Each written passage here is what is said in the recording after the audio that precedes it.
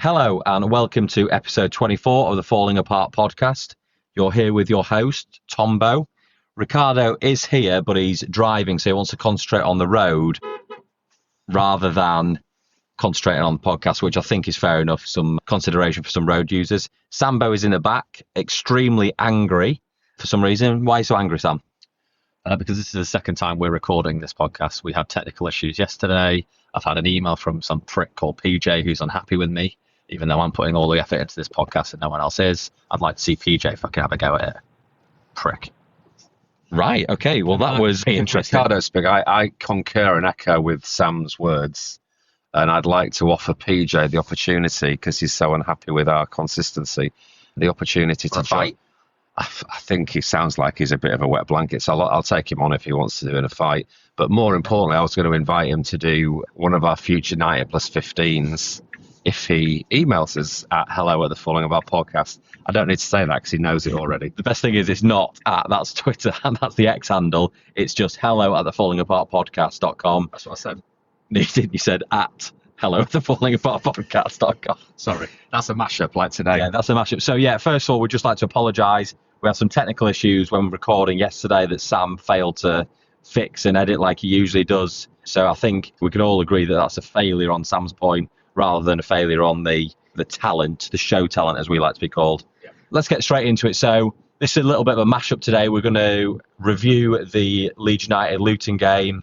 We're going to preview what's happening with the Falling Apart podcast over this weekend, a preview of the Blackburn game on Saturday lunchtime, and then just see what's been happening in the week, really. So if we kick off, Leeds comprehensive victory, 3-0 over Luton. Ricardo, you were at the game for once. What did you make of it? Well, maybe you should tell the listeners why I was at the game and you weren't. Sam was at work in London. Tom was otherwise engaged in Merseyside. I went to the game. I was in the South Stand with my youngest son and one of his friends. So it was good to get a different perspective. Now, I know yesterday when we were speaking about it all in remote locations, I felt when I was talking I was waffling a bit. So I'm going to start by saying it was just an annihilation. Luton were limited. They hoofed the ball up to their striker, Carlton Morris, most of the time. Leeds had, I think it was 80% possession in the first half. Sam's going to give us some stats in a minute. Scoring after 10 minutes with a good goal from Byram kind of calmed everything down and just made it a very comfortable evening. So what my main talking points, apart from the stats, and we spoke about it yesterday, one of them was an unpopular opinion that are we penetrating enough with Tanaka and Rothwell? ? Because seeing them in the flesh obviously is very impressive, even though it's against a limited team. But the passing is very, I've said before, tippy-tappy. That's one thing to discuss. I would say just on that point, their roles in the team isn't to create. It's to break up play. It's to get the ball to our attacking players, your Nontos, your Aronsons, your Dan Jameses, your Solomons, and then eventually get the ball to Perot and score. That's what their role is. So I would say we've got enough attacking flair in the team to penetrate any team in the Championship. Okay. Sam? Well, as I said yesterday, I think you're talking absolute horseshit. If you look at the stats. So angry. Sorry, I am angry today. I apologise, but fucking hell. If you look at the stats, we had 11 shots on target, 2 shots off target, 7 block shots. So that's 20. that's 20 shots in total. We had 76% possession throughout the game. So you say they don't create, but what are they doing then if they're not creating and we're not keeping the 20 ball. shots? Just keeping the ball. But that's their fucking role in the team. Their role in the team is to break play up. I'll be the angry person, not you. Yeah. So I'm angry because he doesn't know what he's fucking talking about. He's been to one game this season, and the twat thinks he's fucking some sort of guru. Jesus Christ. Then my second observation is that the fans have very little patience with Aronson. And I think that partly is down to decision making. So he shot sometimes when he could have passed, and he passed sometimes when he maybe could have had a shot. But no one has got any patience for him. And I kind of understand why. But maybe my 2 points should be asked the question as one. Do you think if we took Aronson out of the team and got a proper number 10, like a Hamer as an example, or someone similar, we'd be more potent than we are now? That's my question, I think. I mean, I think you would say, wouldn't you, that Aronson's probably more of an 8 than a 10. So you would say if you put a 10 into a 10's position, yes, there would be more potent, more penetrative. I think you've said the wrong word twice there, so maybe just move on. Maybe more potency, I think is what you meant to say. Okay. Or penetrative. You have to edit the bit out before that. I'm not criticising Aronson because I think he played really well. He did a lot of running, he did a lot of closing down, and he also created a few chances, and he was active around the box. I think there's been a lot of talk about a proper number 10 in the January transfer window. Yeah, I read some on X a very interesting comment about Leeds 2.0 this year. Obviously, last season was 1.0. And Thanks for the clarification. yeah, no problem. And one of the things that they said that Farker likes, and the reason why we win so many big games, Sheffield United, Norwich last season, is because when a team likes to have the ball and Leeds can counter press, we overrun teams. But that's why he likes the Aronsons, the Jameses of the world, because the quick the energy they get about, and maybe for everything that Aronson has in energy, he's got that little bit of lacking in quality. But I will go back to the point of that's why he's playing for Leeds in the Championship. You're right. But the fan base has got very little patience with him, and then going on to it, zero patience with Max Verber. So I think if we talk about the first half, Sam, if you don't mind, so you've given us the stats. So Byram's bicycle kick or scissor kick in the 10th minute definitely calmed nerve, and then at the end of the half, they were dominant all the way through, and then we debated last night whether they scored from a corner or not, but it did come from a corner, which is positive. Rothwell's corner taking, by the way, I think is great. I've said that all. Yeah, and he's got a great head of hair, by the way. Let's not forget that. Unlike Sam. But it was a header from Pascal that the keeper parried out, and Pirot always in the right place. And you could argue that Pirot is the best striker in the Championship. And I know I was an advocate of Joseph, but Pirot is obviously earning his place in the team. And 2-0 at half time, I said to the people around me, because even though I was with Joseph and his mate, I might as well have been there on my own, that I can't see Luton scoring 2 goals. So it felt like it was a victory at half time.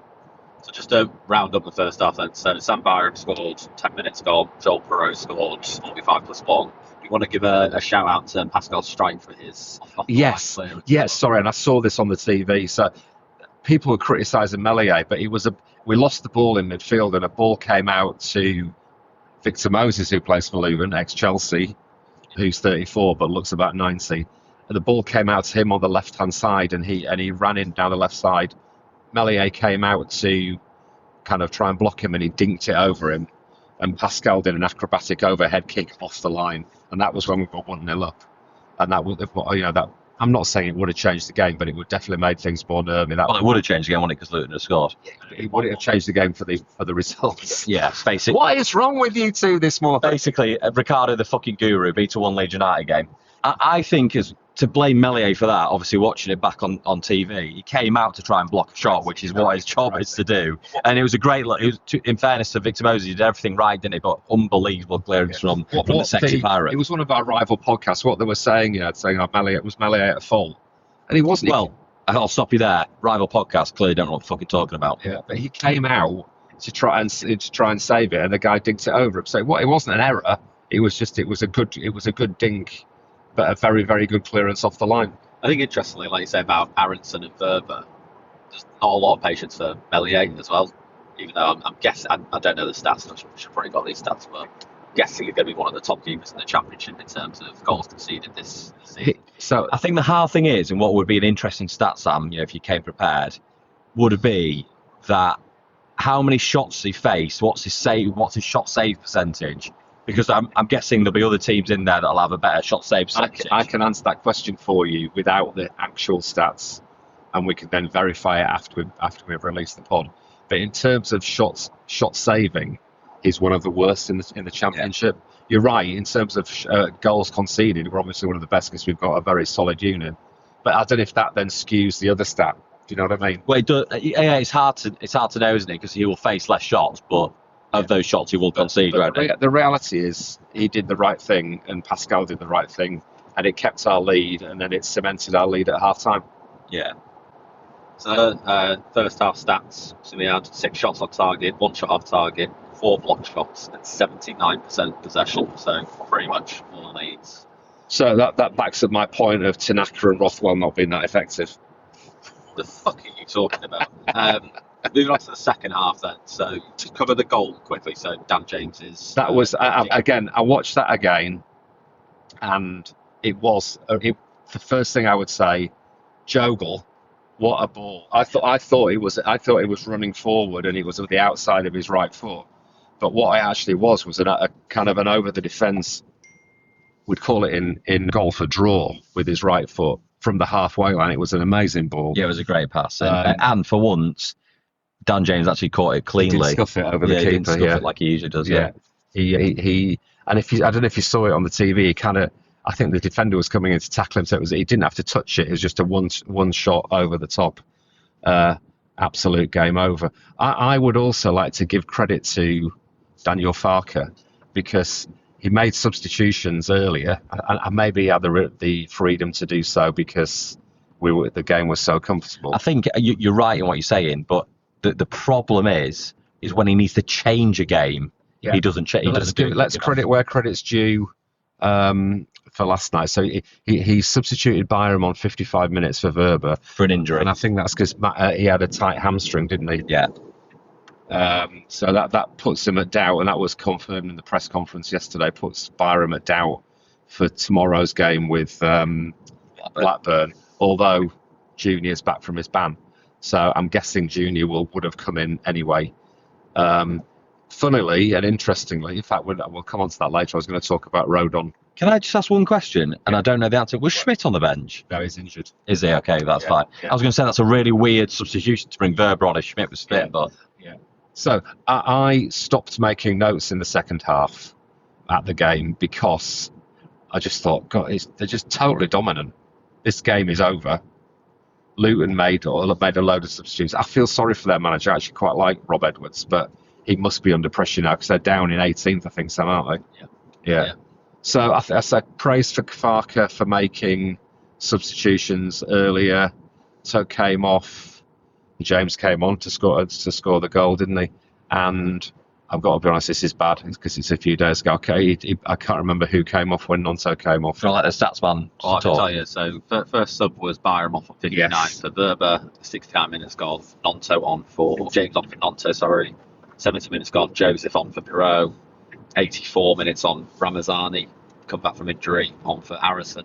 And got booked. And he got booked on 90, and 84 minutes gone. Joshua on for Joe Rothwell. Yeah. So I think what he did there is he got minutes into people's legs, didn't he? Correct. Like you say, he was that dominant. But also rested the players, obviously, because it's a quick turnaround for a game on Saturday.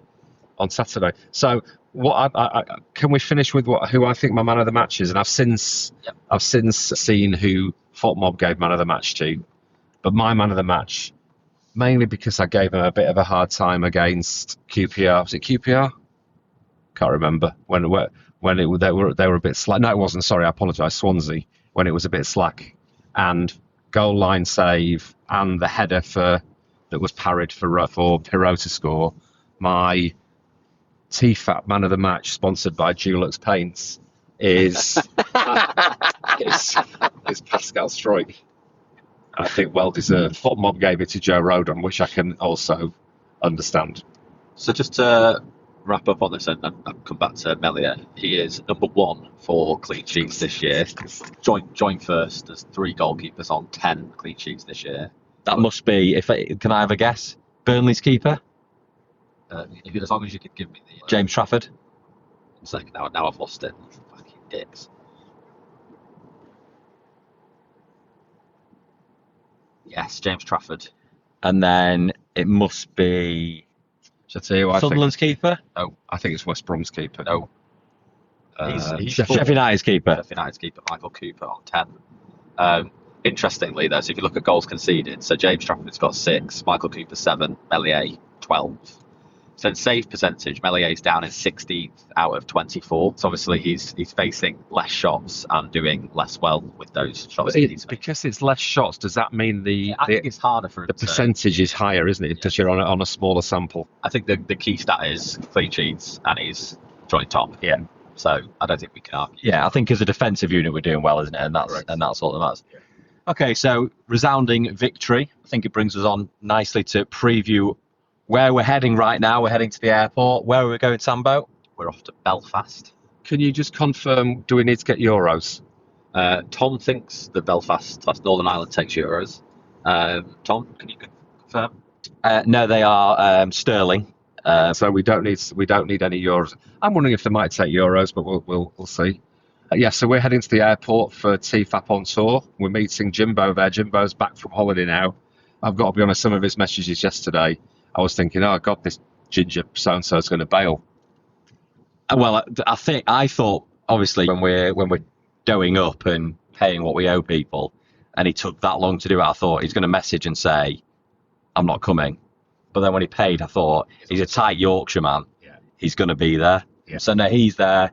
We are going to be at the Belfast Leeds United supporters pub. So if you know where that is, come along. Ricardo's buying the pints. Yeah. So come along, have a pint with us. I think just to preview, Sam, what are the podcasts going to look like this weekend, other than being heavily fueled by Guinness? Heavily fueled by Guinness are probably not making a lot of sense, or making less sense than usual. I think the plan was going to be that we will record a 90 plus 15 of the Sheffield United Sunderland game tonight. That'll be out tomorrow morning, depending on whether it is broadcastable or not. We'll also do a 90 plus 15, obviously, at the Leeds Blackburn game, which we're hoping to be able to either watch or listen to on the visual radio. And yeah, that'll probably be out either Saturday, late Saturday, or early Sunday. I'm guessing more like early Sunday because I will be absolutely arsehole. Could I ask a question? The Leeds game is kicking off at 1:30 tomorrow, right? What? Surely is that police then if it's not on Sky Sports? Well, I think it is, because usually Blackburn let Leeds take 8,000. 7,000. Is it 7,000 fans? Yeah, so I imagine it's police, which is a shame. But again, if anybody knows the rules over in Belfast, I know it's part of the UK, but are they allowed to broadcast games that aren't on Sky Sports? Hit us at the Falling Apart Pod. I think it's at Falling Apart Pod without the. Say. We'll clarify how you can get in touch with us at the end. That's why followers are dropping off. Followers are dropping off. Followers. Fucking hell. Can I just also confirm it is 9:38 on Friday morning for this re-record. None of us are drinking until we land at George Best. Okay, just so we're all compos mentis. We know what we're doing. We just don't know what hell our words aren't coming out properly. Just to clarify, we're all having a pint and Guinness at the end. I've been advised we should go to the Cathedral Quarter in Belfast. I've been told that's where we're staying. If anyone wants to come to. Fantastic. Yeah. So that's on the TFAP tour. There's a little bit of news, isn't there? But I think maybe just for efficiency, let's skip over the referee who took a potential bribe to get Alioski booked, because he's in a world of pain at the moment. I think obviously Jimbo sent that into the group, but in reality it means fuck all. David Q coked up. We know about it, but it didn't change the course of a game. Did it? He didn't get Leeds players set up on a penalty against Leeds. So let's hope it. Can I just say let's hope he's okay? Yeah, we've all been there. Speak for yourselves, Sam. Okay, shall we move on to... Sorry, I'm taking over hosting duties. No, it's absolutely fine. You, as always, try to take over things when it's not your fucking place to do so. It's just been like our childhood, Sam, really. I guess it's like being the head of the family. I've got to take control sometimes. It's a bit like the Godfather. I am like the Godfather. Should we do a preview of Blackburn against Leeds So tomorrow? just do a rundown of the VAR press conference, because I think that'll get us the... I'd love you to. So can you start off with Jim's confirmation that Rodon's banned? was a load of bollocks. Rodon is not banned. Excellent. So Jim is really fucked up there. So first question was on Byram. So he said he's all right. He's had a scan. We're waiting for the results. It'll be a tight fall if he's able to. We need to be patient. We need to be patient. Thank you. He just went on to say that he'd prefer to have him in the team. In the last game, he played really excellent, not just because of the goal, good possession, his experience, strengths, attacking and defending set pieces. He is an important player for us now. I don't think there's any question of that. And contributions to goals and defensively, I think he's excellent for us. Is that your point, Sam, or are you still talking about Parker? Point. Right, okay, thank you. On Ramazani, then, he was out for several weeks, just back in team training, more or less a few days. It was able to give him 10 minutes, showed some glimpses. He needs a bit of time. He won't be a topic for starting lineup this week. Any? Yeah. Good, Now agreed. I think the good thing is, and we spoke about it at length on a couple of podcasts, is we've got a lot of competition in the wide areas. So you wouldn't throw Ramazani back in if he's not fully up to it. Oh, it's like you did some research on, because the next question was around how does he keep the wingers happy. So they're just 100% happy when I play them every second, but that's normal. When you have 3 days in 6 days, not on the easiest pitches. 3 days in 6 days, or do you mean 3 games in 6 days? Well, I'm reading. So I'll tell you what, Yorkshire Evening Post, here's a shout out for you. Fucking hell, your editorial team are shit. When you have 3 days in 6 days, I'm guessing they meant 3 games in 6 days. Yes. It's quite normal in the position. There's always intensity, creativity. You have to be sharp and fresh. You can't play every minute. So I think he's also trying to keep everyone happy. I also think that being in a winning team makes that easier. Yeah, definitely. I think if a team's winning and you're not getting into the team and the wingers are playing well, then you probably in your head can justify it. Whereas if a team's losing, not playing well, and you're not in the team, you'd be a bit disgruntled. Yeah.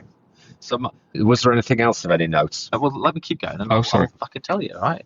On Blackburn, if they win their game in hand, and you should expect they sit in the top 6. They prove with their good results and performances.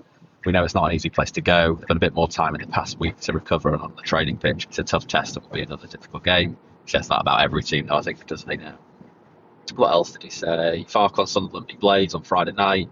Has no effect. We're in a top position. They are 5 or 6 teams around us. Our championship is such a competitive league. Our whole focus is just on us and our performance. We know we have to be our best to give ourselves a chance. He talks about Firpo, says he's a big fan of Jude, supported him and put him in when he's fit. Blah blah blah. Actually, Ricardo, this is timely because you were talking about Tanaka and Rothwell's goals. We want to be flexible and not that predictable. Choose a bit more to have out in a bit wider position where we use Joe. Sometimes we've done this with Joe on the right side. It depends what the opponent is doing. Mix it up sometimes to not be predictable. The players know what we have to do. We don't want to play 46 games in the same structure with same players.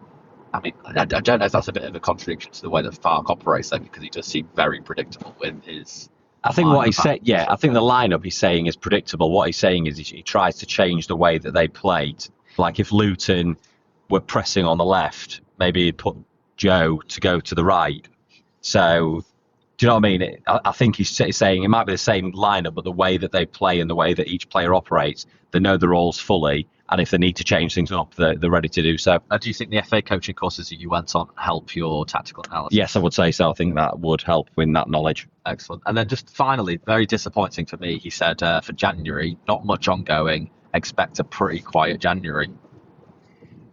You say disappointing, but where would you strengthen other than we talked about 10 with Aronson? But again, I think in the Championship, Aronson's going to be one of the best in that role. I think the only thing I bring to the podcast is transfer rumours, and I'm sure there'll be transfer rumours, but Fark's going to try and What did he say is disappointing, Sam? No, Sam said it's this is where confusion.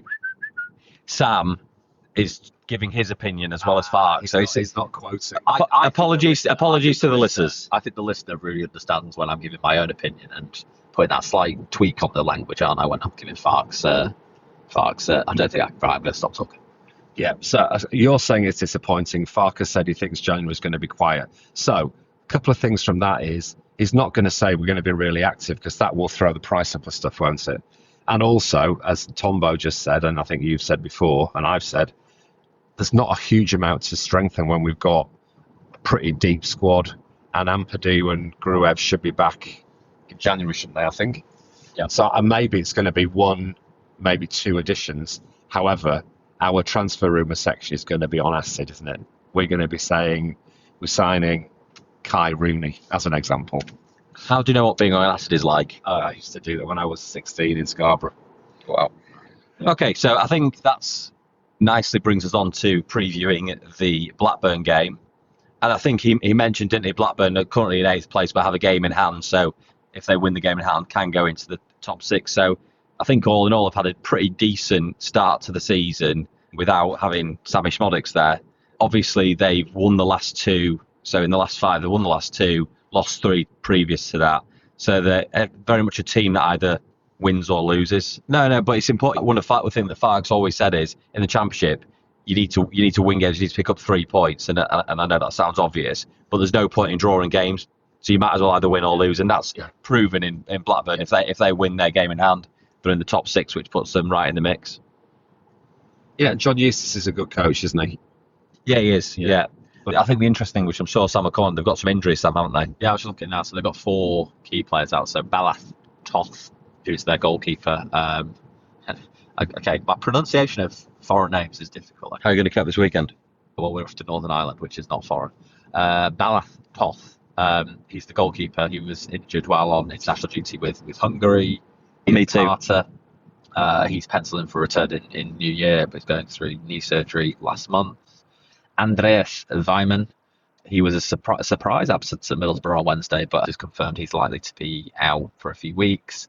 And then Arne Sigurdsson, who's the other striker, is expected to return from a thigh injury at some stage, but maybe not in time for the Leeds. Yeah, and I think Weimann's their joint top scorer, so some key players in that team. Blackburn's top scorer.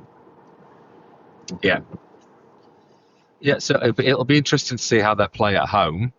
Now, what will also be interesting is I think their attendances aren't super high. So, and we're taking 7,000. I think that was confirmed yesterday, wasn't it? We've got one end. TC meets, yep.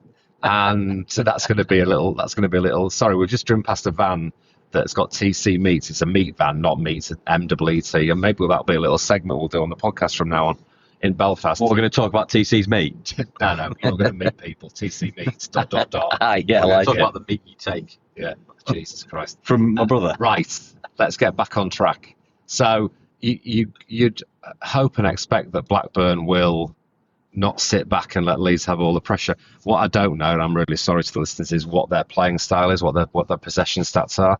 But you'd think at home, and they're in 8th position, maybe playoff contenders, from what we said before, they're going to come and have a bit of a go at Leeds, which will play into our hands.